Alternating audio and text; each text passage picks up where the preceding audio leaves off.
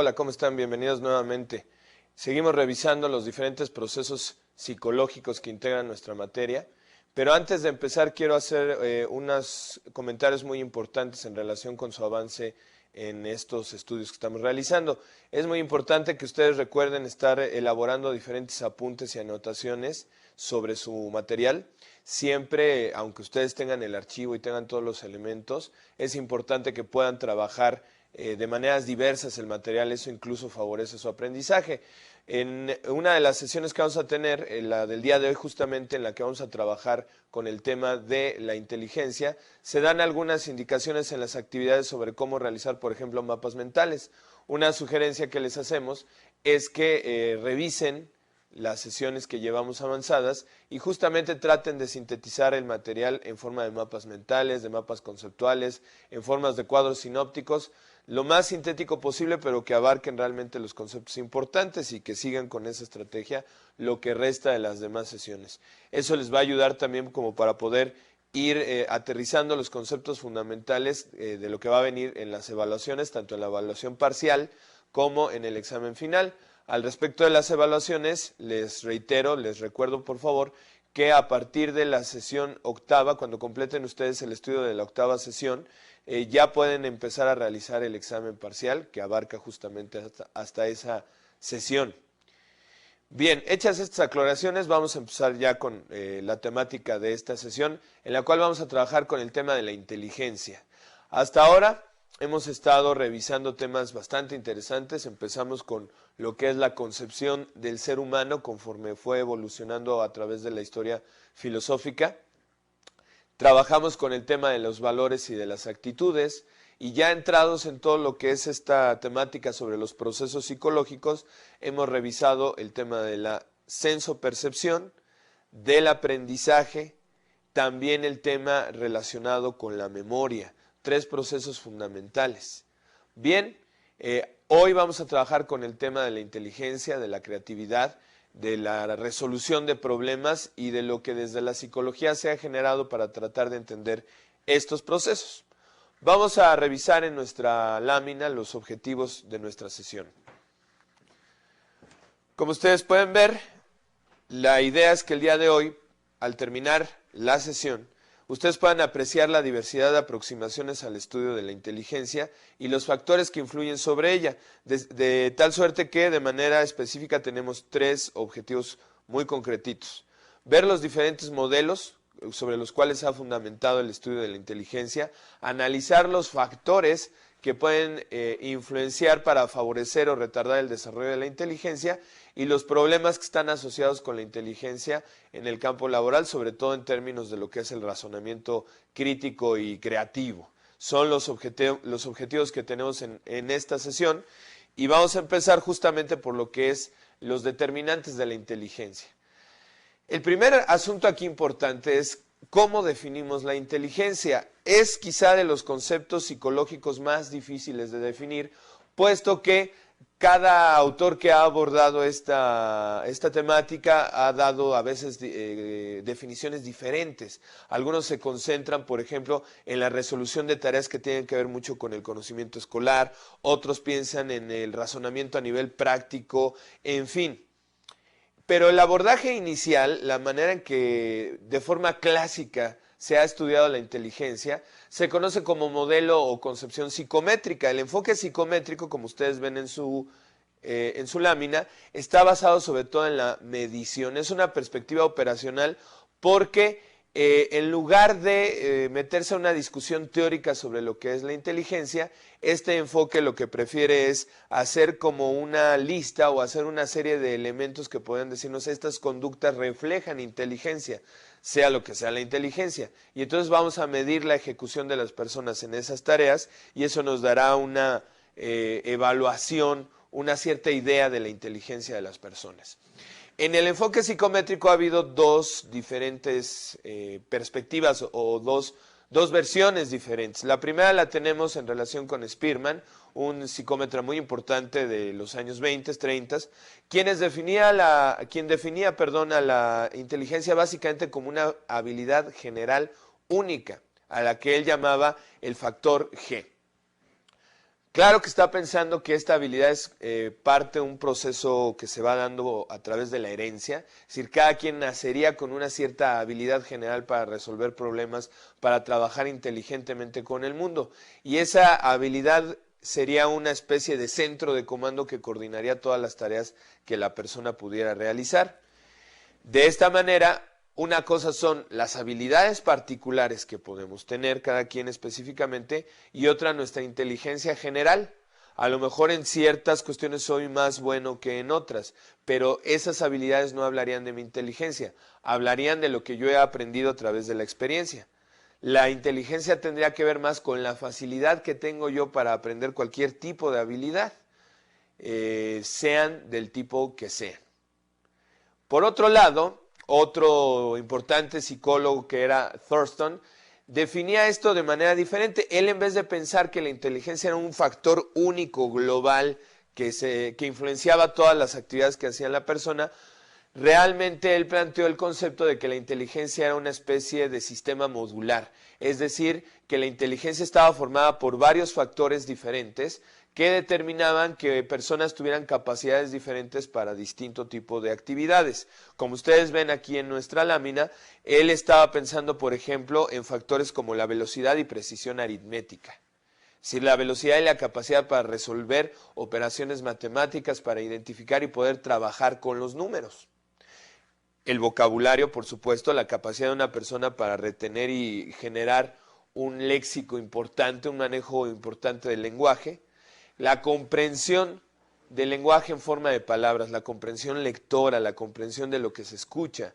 La memoria, un factor importante para Thurston de la inteligencia sería justamente el manejo que hacemos de la memoria. Este tema ya lo revisamos en la sesión anterior y ahí destacamos justamente cómo la memoria, en cuanto a nuestra capacidad de registrar la información, de codificarla, almacenarla y recuperarla, pues era un factor importante para la solución de problemas y para la inteligencia. Es parte de lo que vimos la sesión anterior.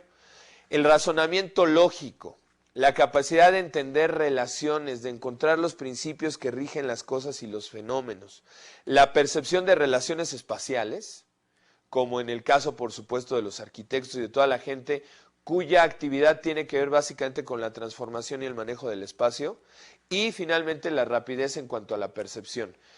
Por ejemplo, en muchas actividades administrativas, gerenciales, en revisión, habría que preguntarle si no a los contadores, hay que tener una habilidad y una destreza muy significativa para poder ir revisando rápidamente un material muy diverso y poder identificar con precisión errores, cuestiones que tienen que ver con todo lo que están trabajando.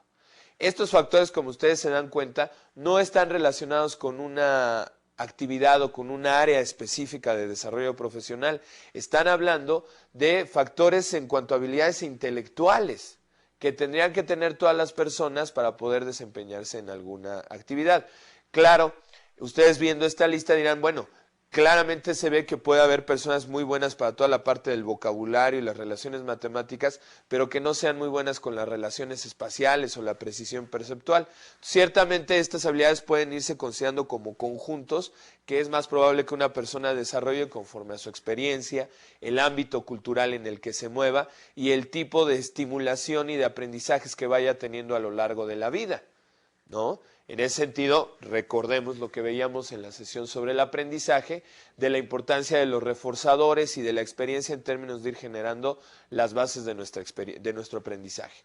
Bueno, este debate entre Spearman y Thurston en relación con el tema de si la inteligencia es un factor único o en realidad está conformado por varios factores, es importante en términos prácticos. ¿Por qué? Porque en ciertas áreas como la orientación vocacional, los enfoques como el de Thurston han sido mucho más operativos para desarrollar pruebas. Existen una serie de pruebas para la medición de la inteligencia que buscan a veces esta idea que tiene Spearman de buscar un factor único de inteligencia y que nos van a llevar a la medición del famoso coeficiente intelectual. Pero los enfoques más orientados bajo la idea de Thurston, más que buscar una calificación única que evalúe la inteligencia de una persona, buscan en realidad evaluar a la persona en los diferentes módulos, en los diferentes factores de la inteligencia, para ver, digamos, dónde están esas áreas de fortaleza, de una persona en cuanto a las habilidades o capacidades que ya tiene desarrolladas y sus áreas de oportunidad en términos de lo que podría mejorar a partir de una identificación de limitaciones o de problemáticas determinadas. Se usa mucho en el campo, evidentemente, educacional, pero este asunto de la orientación vocacional también se constituye parte importante del mundo profesional. Hoy en día, de hecho, y esto es un aspecto muy importante, ya, por ejemplo, la formación en orientación vocacional, ya muchas veces la materia, por ejemplo, en muchas instituciones se llama orientación vocacional y profesional, porque al final de cuentas la gente sigue estudiando y desarrollándose también en el campo profesional. En términos, por ejemplo, de lo que puede ser el manejo de un área de capacitación en una empresa, saber a partir de evaluaciones como estas, dónde están las áreas de oportunidad de una persona, vamos a decir, es muy bueno para el razonamiento matemático, para la cuestión verbal, pero le falla un poquito el razonamiento lógico o a lo mejor en términos de relaciones espaciales, puede marcar pautas importantes en términos de lo que va a ser la capacitación de una persona en miras a ocupar cierto tipo de puestos.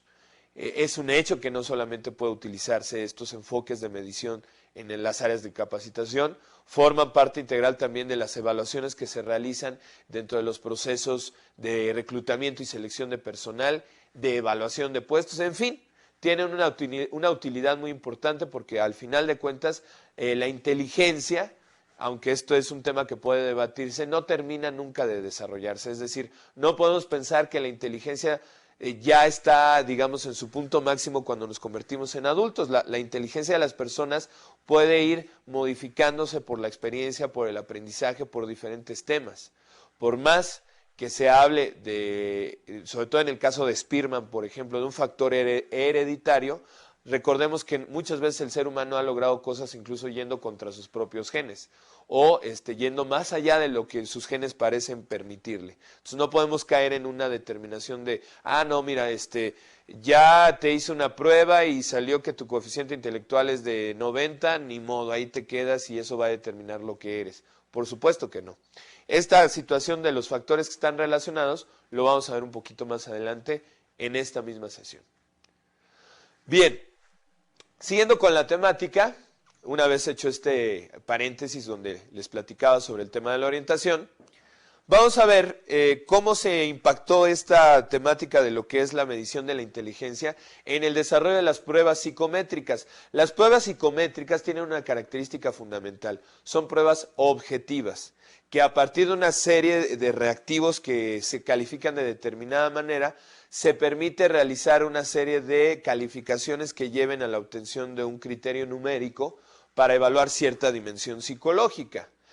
Esto es muy diferente a otro tipo de pruebas psicológicas como el famoso test de Rorschach, el que todos conocemos como el test de las manchas, que ha sido tan incluso caricaturizado en muchas películas y programas, donde a una persona se le enseñan una serie de manchas de tinta y se le pide que mencione con qué lo asocia. Bueno, eso es totalmente otro terreno. Aquí estamos hablando de las pruebas objetivas que se miden, que permiten generar calificaciones y datos concretos para trabajar.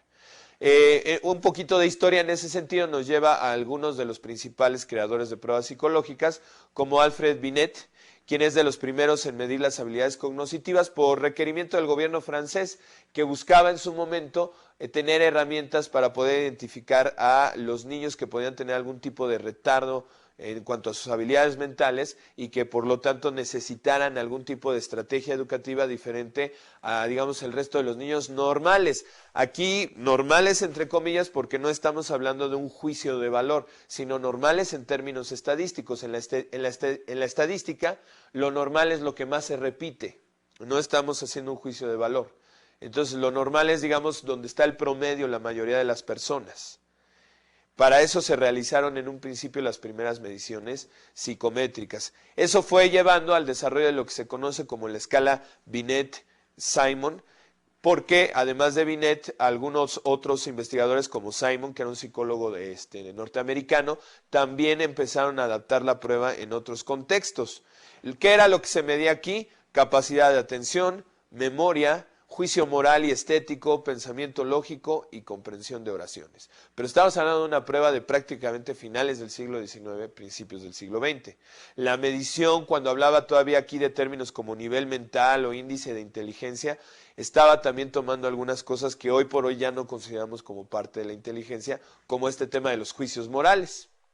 Después viene Louis Terman, que hace una revisión de la prueba de Binet y la modifica para realmente generar un índice más objetivo que es el coeficiente intelectual. Entonces, Louis Terman es en cierto sentido el responsable de que muchas veces estemos ahí preocupados por nuestro coeficiente intelectual y estamos, dígame cuánto es, y sí es cierto que Einstein tenía 150 y ciertos actores, en fin. Ciertamente el punto aquí es que muchas veces se ha utilizado el dato del coeficiente intelectual como algo que marca a las personas. Mucha gente incluso es reacia a las pruebas de este tipo por considerar que lo van a marcar, que lo van a estigmatizar. Pero ciertamente lo que el coeficiente de inteligencia mide es el resultado de la ejecución de una persona ante una serie de pruebas que le están poniendo y que además le ponen con presión. Me refiero porque hay finalmente como un límite de tiempo para realizar cada una de las pruebas que integran el test. Eso evidentemente nos lleva otra vez a lo que yo decía al principio. ¿Quién decidió que la inteligencia se mide a través de los factores que estos autores señalan? Pues ellos. Por supuesto que hay mucho debate y como vamos a ver más adelante, ha habido enfoques que han criticado severamente la idea de la medición de la inteligencia. Pero bueno, de que es un instrumento que ahí ha estado durante mucho tiempo, es muy importante revisarlo. La medición del coeficiente intelectual, fíjense bien ustedes, dice ahí edad mental entre edad cronológica por 100. Aquí lo que pasa es que el coeficiente intelectual se hace como una medida contra un grupo de referencia. Un grupo de referencia que ya hizo la prueba, que a lo mejor tiene muchas características similares a la persona que lo va a realizar y que sirve el promedio de lo realizado por ese grupo, sirve de criterio para ajustar las normas de la prueba. Todo esto es un proceso muy complicado de cómo se elaboran las pruebas, cómo se les da validez y confianza, pero básicamente la idea es que a mí no me pueden comparar contra una persona de otras características muy diferentes a las mías. Por ejemplo, estas pruebas normalmente las normas de calificación están por rango de edad. Hay diferencias en cuanto a si se es hombre o mujer en las escalas de calificación, etcétera. Incluso factores culturales también podrían estar afectando la calificación de una persona. La edad mental sería justamente el número de reactivos correctos que tiene una persona conforme a lo que debería de tener. A lo mejor un niño realiza esta prueba y tiene 100 reactivos y el niño es de 5 años y el promedio del grupo de los niños de 5 años es de 90. Eso quiere decir que su edad mental va por delante, va más allá de su propia edad cronológica. Habrá niños que tengan una edad cronológica determinada, 6 años, y su edad mental pueda ser mayor o menor en términos de su ejecución en la prueba. Esto nos va a dar como resultado la posibilidad de ubicarlo en una escala que en un momento vamos a ver. Ya en la actualidad se fueron desarrollando otras pruebas. Una crítica importante es que el tipo de factores que estaban midiendo estas pruebas, como razonamiento verbal, matemáticas, etcétera, requerían ir a la escuela. Bueno, no las habilidades, por supuesto, la gente era la que requería ir a la escuela. Eso quiere decir que entonces, ¿qué pasa con alguien que no fue a la escuela, que es analfabeta? ¿No es inteligente? Por supuesto que sí, pero su inteligencia no puede ser evaluada a través de reactivos de tipo escolar, de tipo realice esta operación aritmética, dígame los sinónimos de esta palabra. Por supuesto que no. Por eso se fueron desarrollando pruebas como la Army Beta, que era de aplicación masiva, la desarrolló el ejército norteamericano. Cabe decir que muchas pruebas psicométricas se desarrollaron en el periodo de la Segunda Guerra Mundial por las necesidades militares de los Estados Unidos de tener herramientas para evaluar a sus propios militares. Esta prueba se aplicaba de forma masiva y estaba orientada sobre todo al personal militar que no era alfabeto, es decir, a los analfabetas. Y uno de los instrumentos más importantes que hoy se utiliza es la escala de Wechsler. David Wechsler es un psicómetra, un psicólogo que ha desarrollado varias pruebas, entre ellas la escala de Wechsler de inteligencia para adultos, que se conoce como WISE, y también la escala del mismo autor, pero para niños, que es el WISC. Este es interesante porque también ya de entrada está haciendo una diferenciación entre lo que puede ser la inteligencia del adulto y la del niño. ¿Qué es lo que nos da Wechsler como concepto de inteligencia? Y que sería ya un concepto con el cual podríamos trabajar de manera más segura de aquí en adelante. Como ustedes pueden leerlo aquí en su lámina, la inteligencia es la capacidad de un individuo para comprender el mundo que lo rodea y sus recursos, los recursos mentales con los que cuenta para poder enfrentarse a los retos que ese mundo le plantea. ¿Cómo se les ocurre que podríamos sintetizar esa definición? Muy probablemente podríamos decir que simplemente la inteligencia son todos esos recursos mentales con los que contamos para poder resolver los problemas que tenemos alrededor. Esa es nuestra inteligencia. Es a final de cuentas una capacidad de adaptación al entorno. Si otras especies lograron adaptarse por modificaciones físicas, nosotros hemos logrado adaptarnos a los cambios constantes de nuestro medio, ya no por modificaciones físicas, sino por modificaciones a nivel de nuestro concepto del mundo, de nuestras representaciones mentales, de nuestra inteligencia. Y hemos generado muchos medios para esa experiencia, ese conocimiento, poderlo ir transmitiendo a las siguientes generaciones. La inteligencia entonces es una facultad de adaptación a la problemática que nos va dando el entorno. Muy bien. En el caso específico de la escala de Wechsler, me tomé la libertad de que pudiéramos revisar en esta sesión los test que trabaja. Test, recuerden, es una palabra que significa prueba. Entonces, cuando hablamos de los subtest, son las pequeñas pruebas que integran el gran test, la gran prueba de inteligencia de Wechsler. Él los divide en dos, en verbales y de ejecución. Porque de entrada es evidente que, por ejemplo, en cierto tipo de actividades o de orientaciones profesionales y vocacionales, habrá carreras, habrá actividades en las cuales se le dé preferencia a todo lo que tiene que ver con el conocimiento verbal, información general, comprensión de lectura, manejo de la aritmética, identificación de semejanzas, retención de dígitos en la memoria y, por supuesto, el desarrollo de vocabulario. Pero todo eso puede estar muy bien y no serviría en otro contexto como puede ser la aplicación ya de actividades más prácticas, etc. Entonces la prueba realmente, más que integrar un solo coeficiente intelectual, da dos mediciones. Una para toda la parte de la prueba que tiene que ver con lo verbal y otra medición para toda la parte de la prueba que tiene que ver con la ejecución. Puede haber gente muy buena con las palabras y las matemáticas, pero que no sabe ni clavar un clavo. Bueno, es un ejemplo exagerado, pero simplemente para dejar clara la idea. En los subtest de ejecución que tenemos, símbolos que representan dígitos, es decir, manejar símbolos, completar figuras. En esa parte la prueba le presenta, por ejemplo, en el caso de los niños, figuras que ellos tienen que armar, ¿no? O por ejemplo decir, mira, aquí tengo una figura, ¿qué le falta? Pensando, por ejemplo, desde objetos muy familiares de la vida cotidiana hasta lo que ya pueden ser mecanismos u objetos más sofisticados. Diseño de cubos, se le da una serie de cubos para aquellos que tienen diferentes formas y logotipos en diferentes lados de la cara, para que ellos vayan formando también patrones. Ordenamiento de figuras, recuerdo que aquí básicamente la prueba presenta una serie de láminas que conforman una historia, pero revueltas, y lo que tiene que ser el niño o el adulto en su caso es ordenarlas para darle sentido a la historia. Y finalmente el ensamblaje de objetos, se le da también una serie de pruebas para ver qué tan hábil es para armar y diseñar objetos a partir de piezas que se dan de manera suelta. Ustedes ya se están dando cuenta claramente de lo que estábamos hablando hace rato. Ya aquí por lo menos nos vemos obligados a separar dos formas diferentes de inteligencia, la inteligencia verbal y la inteligencia práctica. Esto estoy seguro que ustedes ya inmediatamente están relacionándolo con lo que veníamos comentando y sus implicaciones en términos del manejo de lo que puede ser un proceso de orientación o un proceso de capacitación en las empresas y por supuesto, por ejemplo, de selección. Pues una persona puede llegar muy bien en cuanto a sus habilidades generales de razonamiento lógico, verbal, etcétera, pero si yo lo que quiero es en áreas operativas, a lo mejor lo que más me va a interesar es su capacidad de percibir objetos en el espacio de forma tridimensional, ser capaz de ensamblarlos con rapidez, etcétera. Depende de cada caso y de las necesidades de cada puesto y de cada empresa.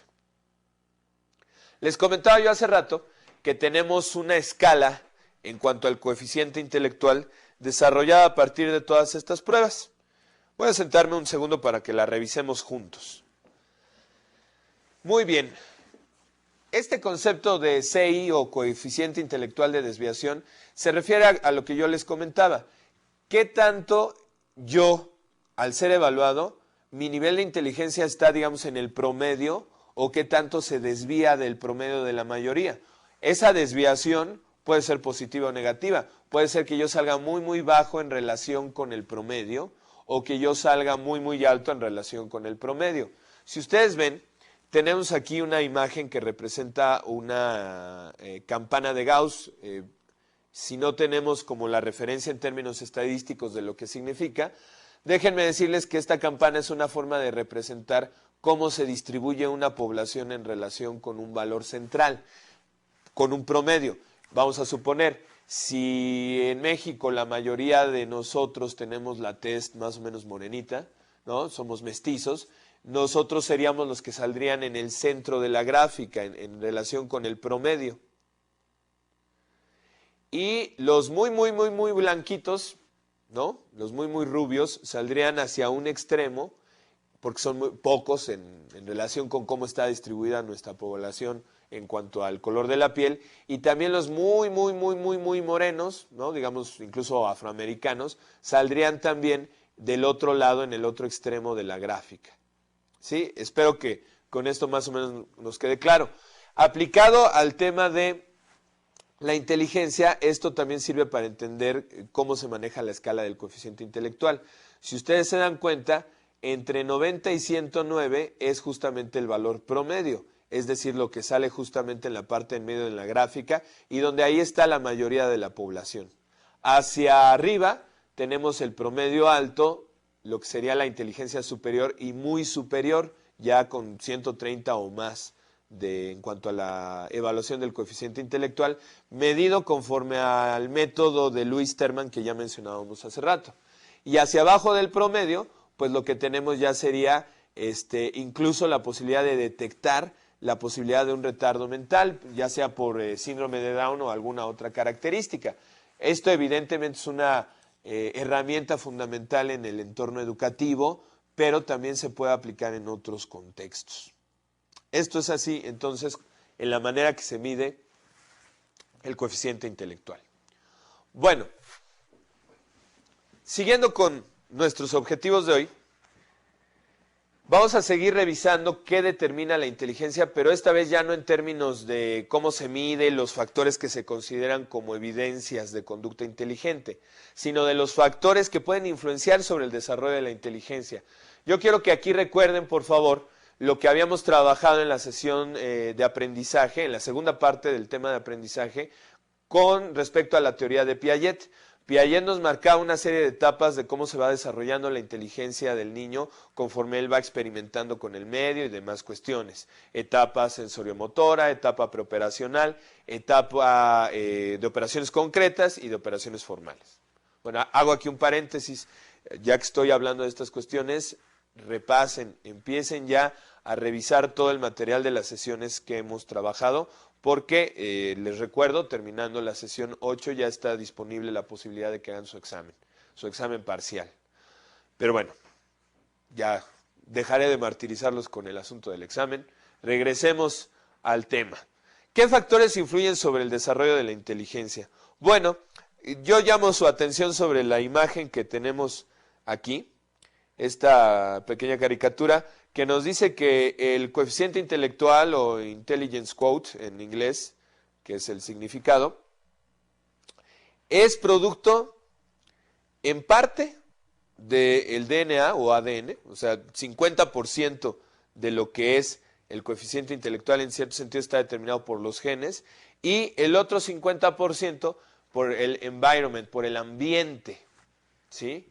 Entonces, en cierto sentido, esos serían los dos grandes factores. La inteligencia de una persona está dada ciertamente en parte por los genes, por la herencia, pero la otra parte está desarrollada por el medio ambiente, lo cual es importante porque quiere decir que no estamos condenados por nuestros genes, sino que el medio ambiente muchas veces puede venir a suplir lo que no nos dio la naturaleza, o al revés, a veces la naturaleza pudo habernos dado una amplia capacidad en cuanto a la resolución de problemas, pero puede ser que no estemos en un ambiente adecuado y que ese ambiente, al contrario, en vez de favorecer, altere o deteriore nuestras capacidades cognitivas.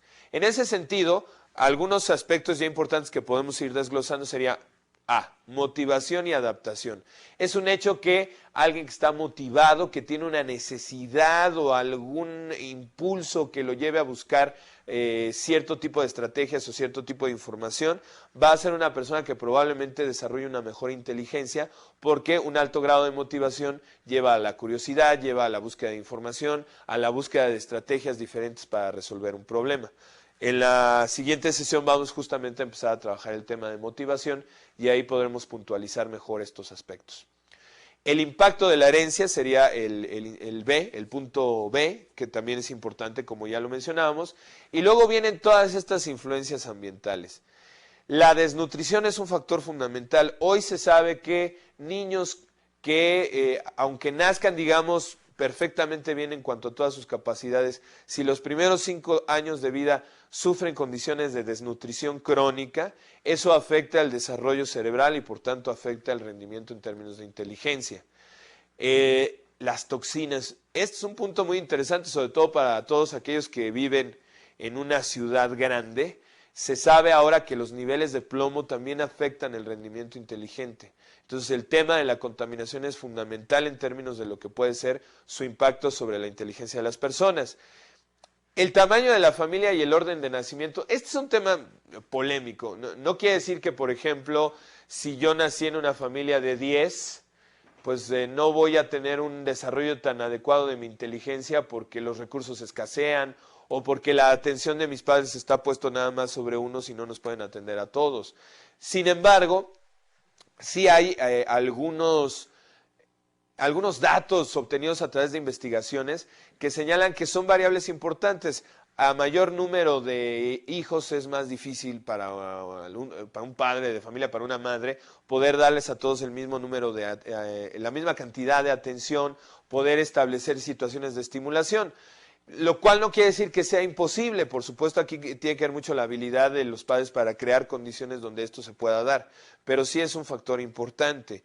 Es un hecho que, hablando por ejemplo del orden de nacimiento, no enfrentan las mismas condiciones de vida el hijo primogénito que el último o el de en medio. Entonces todo esto puede generar dinámicas familiares que de alguna manera en términos del trato y la forma en que se interactúa pueden desarrollar o hacer más lento el proceso de la inteligencia. Otro factor ahí importante también es la estimulación sensomotora. Yo creo que, si ustedes recuerdan perfectamente los conceptos que manejamos sobre Piaget, ya prácticamente no habría nada más que explicar. En la teoría de él nos queda clarísimo cómo la posibilidad del niño de interactuar con su entorno es fundamental en el desarrollo de sus estructuras cognitivas. Otro punto que tenemos, además de las influencias ambientales, son las diferencias culturales. Bueno, si ustedes se dan cuenta, la mayor parte de las pruebas de inteligencia que hemos revisado fueron diseñadas en los Estados Unidos. Las pruebas estaban trabajadas sobre el modelo educativo de Estados Unidos y cuando por primera vez se empezaron a aplicar en México, resultó que todos éramos tontos. Pues por supuesto que no. Simplemente las diferencias culturales entre los modelos educativos, las normas con las que se desarrollaron las pruebas, no correspondían a la realidad de nuestro país. ¿Qué se hizo entonces? Una serie de procesos para estandarizar y adecuar las pruebas para tratar de borrar esas diferencias culturales. En otro esquema o en otro ejemplo, piensen en lo que pasaría en la gente que está acostumbrada a vivir en las selvas o en entornos naturales de características como más aisladas. Bueno, pues es un hecho que no podemos esperar que su desarrollo verbal, aritmético y matemático sea igual que un niño de la ciudad. Un tema simplemente, la geometría. Bueno, un niño de la ciudad está acostumbrado a ver formas geométricas por doquier, triángulos, cuadrados, círculos, etcétera, pero un niño en una selva, ¿dónde ve un triángulo, un cuadrado o un círculo? Las formas geométricas no existen como tales en la naturaleza, son una abstracción creada por el ser humano. Entonces, si yo pongo a un niño que viene de un entorno cultural diferente a resolver pruebas de esas características, lógicamente que va a salir bajo. Y eso no me habla de que el niño tenga un retraso mental o que sea tonto. No, por supuesto habla que aquí hay una diferencia cultural que impacta sobre el desarrollo de la inteligencia. Finalmente también tenemos ahí en la lámina la presencia de otros factores que han sido discutidos ampliamente como el sexo, la raza o el nivel socioeconómico. Son debates que también reflejan mucho de las antiguas preconcepciones que se tenían y que de alguna manera también contaminaron a la psicología. Por ejemplo, la típica creencia de que los hombres tenían una inteligencia superior a las mujeres porque eran los que trabajaban y desarrollaban problemas, etcétera, y que como las mujeres no eran tan inteligentes, pues entonces a su casa. Bueno, hoy nos queda claro que más bien es al revés, que por justificar un sistema de dominación de esas características es por lo cual suponíamos que las mujeres tenían una inteligencia menor a la del hombre. Hoy sabemos perfectamente que no es así. Incluso al estudiar el cerebro de hombres y mujeres, nos hemos dado cuenta simplemente que la inteligencia de uno y otro son diferentes porque su cerebro trabaja de manera diferente. Los hombres somos más especializados. Realizamos una tarea ya sea con el lado izquierdo de nuestro cerebro o con el lado derecho. En cambio, las mujeres tienden a integrar más, a intercomunicar más los dos hemisferios. Eso genera estrategias distintas de analizar la información. Se pensaba, por ejemplo, que normalmente los hombres eran mejores para la realización de tareas visoespaciales, para la ubicación y la orientación en el espacio. Y eso ha dado lugar a muchos mitos como que los hombres somos mejores para manejar, mejores para los deportes, etcétera. Y que las mujeres puntuaban normalmente mejor en tareas verbales y matemáticas, lo cual quería decir que las mujeres eran mejor para todo lo que tuviera que ver con el manejo del lenguaje. Bueno, hay muchos estereotipos y muchos prejuicios involucrados aquí atrás. Sí se han encontrado ese tipo de diferencias, pero realmente son diferencias estadísticamente poco significativas, mínimas.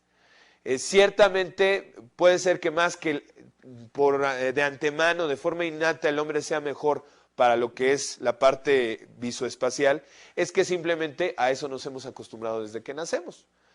A jugar fútbol y la pelota y el béisbol, y nuestra sociedad lleva a las mujeres a otro tipo de actividades. Entonces, eso puede explicar más la diferencia que suponer que hay de forma innata una distinción en cuanto a la inteligencia de cada uno de ellos. Ciertamente nuestros cerebros son diferentes y trabajan diferentes.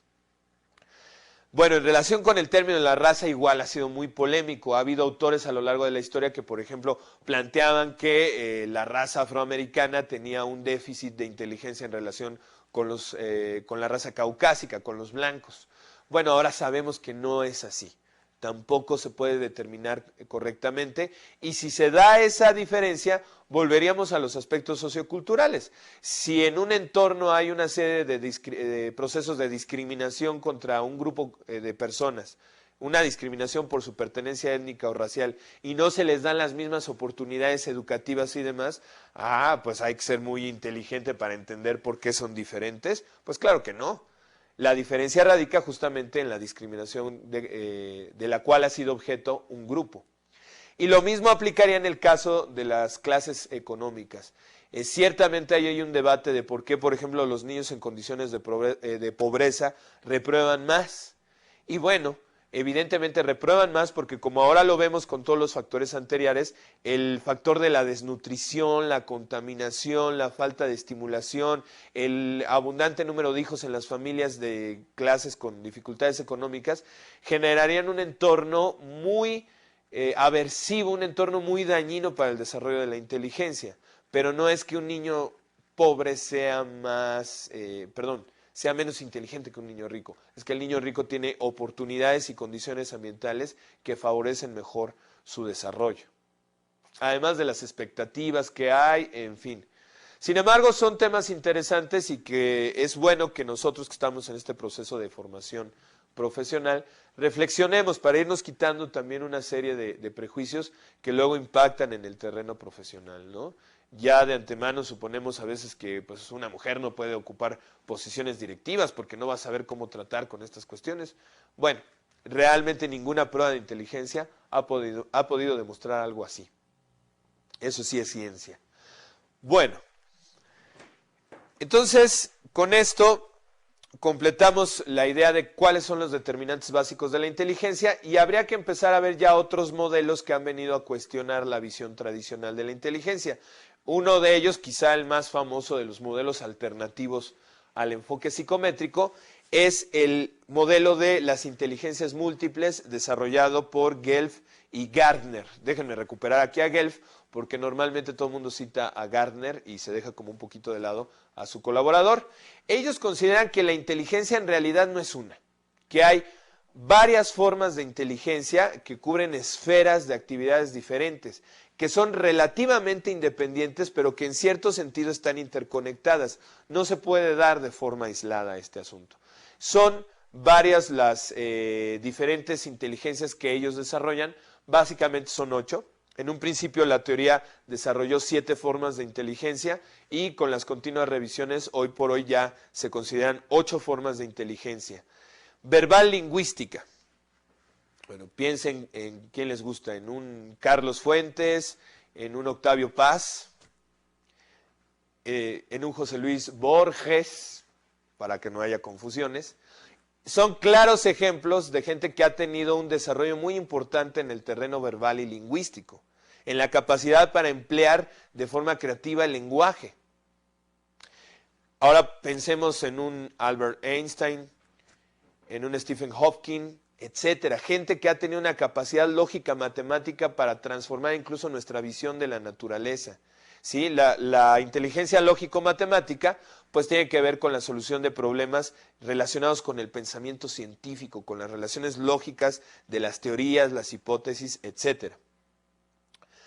Sin embargo, aquí es donde empieza lo interesante. En cierto sentido, estas dos inteligencias son justamente lo que se evaluaba en las pruebas tradicionales de inteligencia, el aspecto verbal y el aspecto lógico-matemático. Sin embargo, a partir de aquí, Guelph y Gardner empiezan ya a desarrollar una serie de conceptos que nos hablan de otro tipo de inteligencias que normalmente ni siquiera tienen que ver con el aprendizaje escolar necesariamente. Por ejemplo, la inteligencia auditiva musical, un Wolfgang Amadeus Mozart, un Beethoven, que son personas que desde pequeños demostraron una habilidad inusual para entender la lógica y funcionamiento de los sistemas musicales. Visual espacial, la inteligencia que tiene que ver con las habilidades que implican configuraciones espaciales, como lo que tiene que hacer un artista, vamos a suponer un escultor, un pintor, y lo que tienen que hacer también otro tipo de profesionales como los arquitectos, tener una capacidad de entender las relaciones espaciales, la forma en que está configurado y crear, por ejemplo, en el caso de los arquitectos, diseños tridimensionales que sean estéticos y que no se caigan, ¿verdad? Aunque dirían ahí los ingenieros, esa es la parte que nos toca, porque los arquitectos nada más hacen cosas bonitas. Pero bueno, también son prejuicios. La inteligencia naturalista, que tendría que ver con las habilidades que tenemos para identificar cómo funciona la naturaleza. Yo pienso en estos personajes que luego salen en los programas científicos, en los programas de canales de ciencia, que se van a la selva y son buenísimos para encontrar cosas y para adaptarse al entorno y para entender que si las nubes ya están de cierta tonalidad es que va a venir la lluvia, pero lluvia intensa, etcétera, etcétera. Mucha gente que vive en estos entornos naturales tiene ese tipo de inteligencia.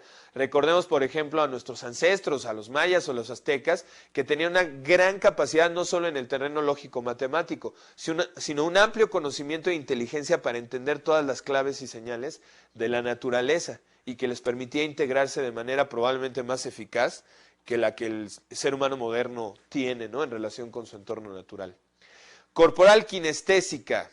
Piensen en un gran futbolista, el que ustedes quieran para no mencionar equipos ni nombres y que no nos vayamos a pelear. Piensen simplemente en un gran futbolista.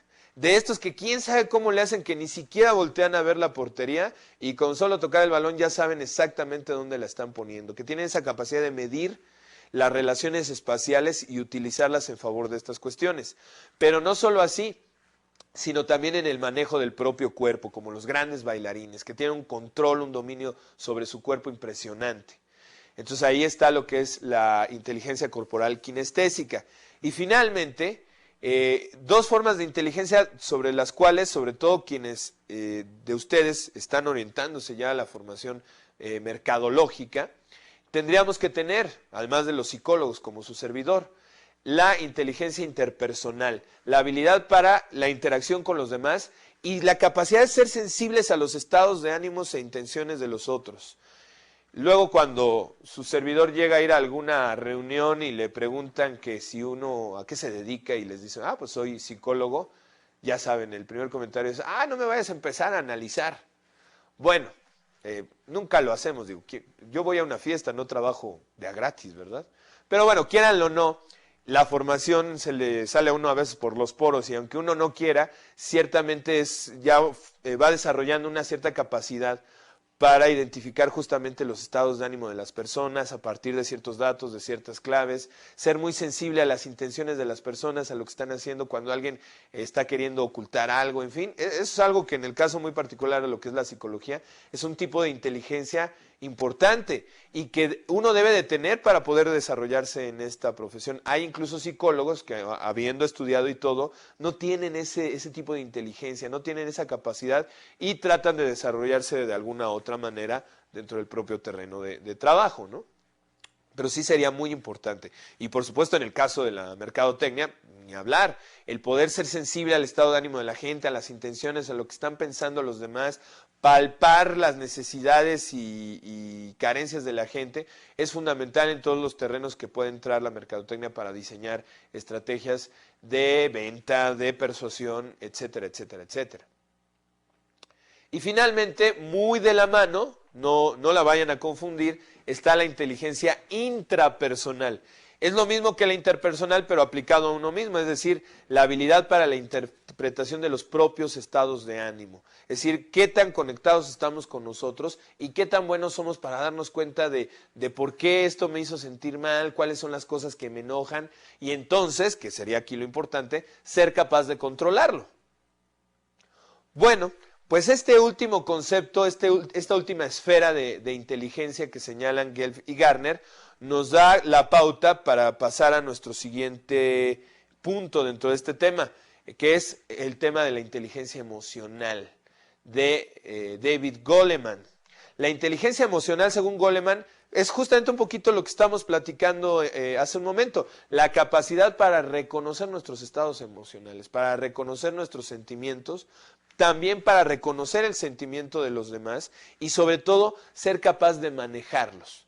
Este es quizá el punto interesante que hace diferente a la teoría de Goleman, Daniel, por cierto, dije David, pero es Daniel Goleman, en relación con lo que planteaba Guelph y Gardner. No solo el hecho de ser capaz de identificarnos, sino cómo una persona es capaz de gestionar, de trabajar con estos sentimientos en beneficio de sus propias tareas. Vemos gente que es muy buena para utilizar su manejo sobre sus emociones. Vamos a pensar, un actor. Tiene que ser alguien que controle perfectamente sus emociones y que sepa manejarlas en beneficio de su trabajo.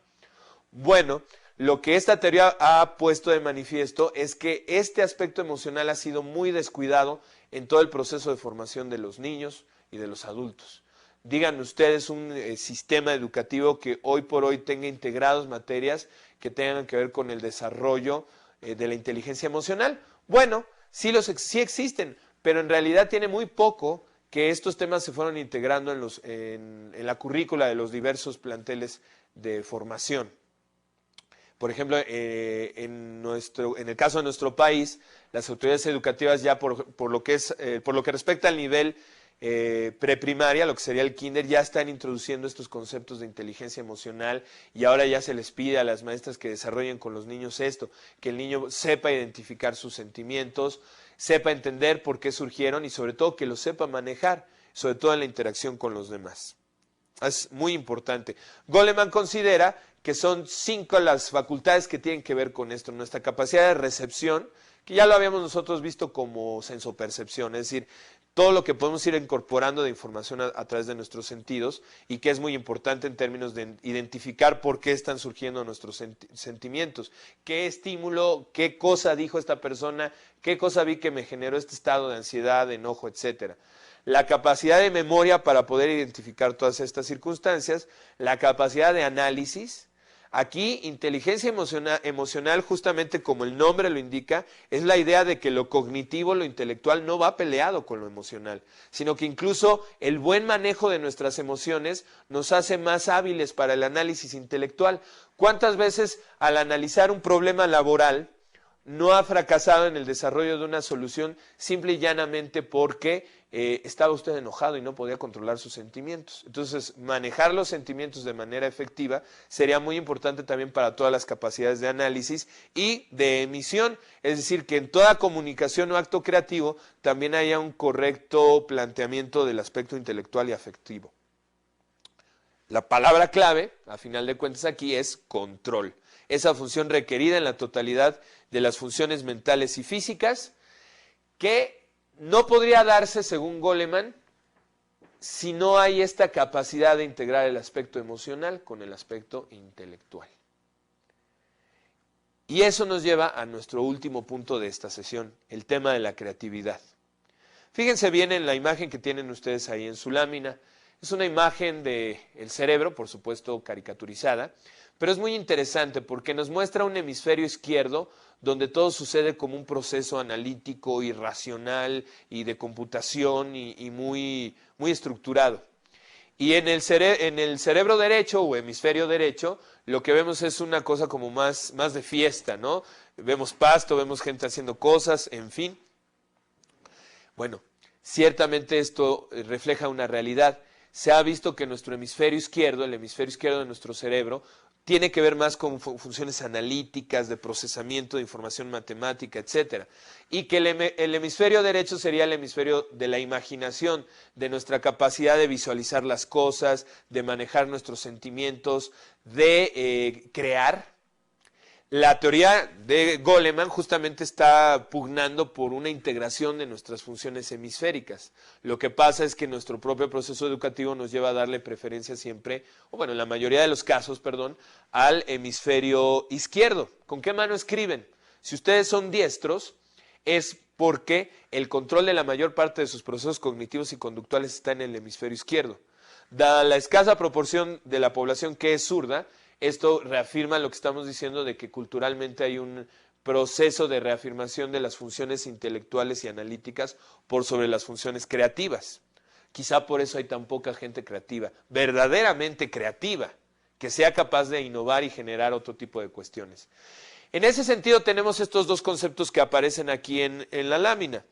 El concepto de pensamiento convergente, que sería la manera típica y tradicional y convencional en que utilizamos nuestra inteligencia para resolver un problema, y el concepto de pensamiento divergente, que prácticamente es sinónimo de creatividad. Es decir, combinar las ideas, combinar los elementos que disponemos de formas nuevas, de formas que antes no se habían hecho, atrevernos a buscar caminos de solución de problemas que no se hayan andado con anterioridad. Por lo mismo, la creatividad, como ustedes pueden leer, se relaciona poco con la inteligencia. Ustedes van a decir, caray, ¿cómo está eso? Sí, ciertamente no todas las personas que han sido necesariamente muy brillantes han sido creativos. Hay gente muy buena en su campo, muy brillante, pero que sigue los métodos y los procesos normales que se han hecho. Personas donde sí se juntan es, como por dar un ejemplo histórico, Leonardo da Vinci. Alguien que fue brillante en términos de muchos campos del conocimiento y que además fue realmente creativo, que innovó, por ejemplo, la forma de pintar. O ya mencionábamos el caso consabido de Einstein, alguien tremendamente brillante, pero que también supo utilizar su hemisferio derecho, que también tuvo la creatividad suficiente para modificar nuestro esquema de cómo funcionaba el universo. Pero insisto, La inteligencia, por lo menos medida en términos tradicionales, como lo veíamos a través de los test de inteligencia como el de Wechsler, etcétera, muchas veces no nos tiene que decir, si esta persona es muy inteligente va a ser muy creativo. De hecho, estarán de acuerdo conmigo que muchas veces la gente creativa no necesariamente le iba muy bien en la escuela. O no necesariamente tenía dieces en todo y no necesariamente le iba muy bien. Entonces es difícil de repente determinar qué es lo que me va a predecir que alguien sea creativo. Si queremos una pista, entonces tendremos que buscarla en otro terreno, que es qué tanto la gente corre riesgos a la hora de tomar decisiones o de imaginarse cosas, qué tan complejo es el proceso cognitivo, la gente utiliza varias fuentes de información, es capaz de integrar numerosos procesos o se va por lo que ya está. Y sobre todo el trabajo. La creatividad, y este último punto es fundamental y lo quiero tratar con ustedes, dice, no surge de forma espontánea. Requiere conocer y dominar los conceptos y reglas de un campo simbólico determinado. ¿Ustedes creen que Picasso empezó a pintar de forma abstracta desde el principio? Por supuesto que no. Él primero tuvo que dedicarle horas, miles de horas, a dominar las reglas y procedimientos tradicionales de la pintura para después tener la capacidad de transformar la manera en que se pintaba. Un psicólogo como, ¿quién les gusta a ustedes? Freud, que generó una teoría sumamente creativa para entender una serie de procesos mentales, primero tuvo que absorber todos los conceptos y procedimientos de la psiquiatría tradicional de su época para después innovar la concepción que teníamos de esto. Quien crea que la creatividad es un poquito como aquí el personaje de esta imagen, que nada más se trata de que a uno mágicamente se le prenda el foco, como decimos, se equivoca. La creatividad solamente surge cuando alguien ha trabajado muchísimo con un tema, le ha dado mucha atención y es capaz de procesarlo de manera diferente. Se ha entregado tanto que puede encontrar relaciones nuevas en las cosas por la atención que le pone. Van, para finalizar esta sesión, una serie de pequeños consejos, de pequeños tips que les pueden ayudar a tratar de ser más creativos en su propio terreno. El consejo número 1 es el que ya les mencioné. Estudien mucho, empápense de todo lo que ustedes estén trabajando en su área, conózcanlo a la profundidad y esa es como la condición fundamental. Pero además de eso hay otras cuestiones. Acostúmbrense a redefinir los problemas. Siempre nos llegan y nos plantean los problemas de cierta manera. Fíjate que tenemos esta situación por esto y por el otro. Traten de imaginarse el problema de otra manera, de redefinirlo en otros términos si es necesario. Utilicen la fragmentación. Llega un problema, hay que dividirlo en sus partes para poder revisarlas cada una por separado y poder empezar a ver las relaciones entre los elementos. Adopten perspectivas críticas. Háganse, aunque caigan gordos, háganse un poco el hábito de siempre estar como, a ver, ya me dijeron esto, pero déjenme imaginarme qué le puedo criticar, ¿no? Claro, una crítica constructiva. Consideren siempre lo opuesto a lo que están pensando. A veces nos vamos con una sola hipótesis o idea y no somos capaces de reconsiderar otras cuestiones. Usen analogías, piensen de forma divergente, traten siempre de seguir otros caminos, asuman la perspectiva de otras personas, sean capaces de ponerse en los pies de los otros para ver cómo ven las problemáticas, usen heurísticas diversas, atajos mentales, traten siempre de estar utilizando creativamente los elementos que tienen a su disposición y no se queden con una solución. Cuando ustedes crean que ya encontraron la solución del problema, busquen diversificar las soluciones. Puede ser que ya la tengan. Ok, imagínense otras 2 o 3 soluciones probables. Espero que estos consejos les sirvan, que la sesión haya sido interesante y gracias nuevamente por su atención.